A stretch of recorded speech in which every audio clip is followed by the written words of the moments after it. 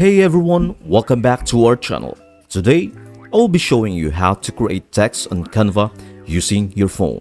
So let us get started.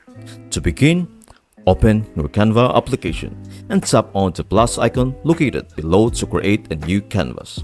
Choose the size that best suits your project needs. Now, click on the plus icon located on the left corner and select Draw.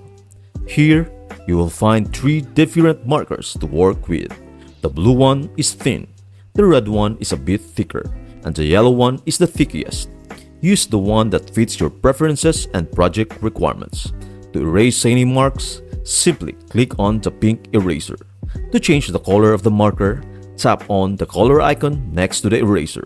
You can also adjust the weight and transparency of the marker you are using by tapping on the icon next to the color section.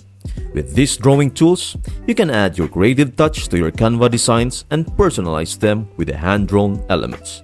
It's a fun and easy way to make your designs stand out and add a unique flair. That's it. I hope this video was helpful to you. See you in the next one.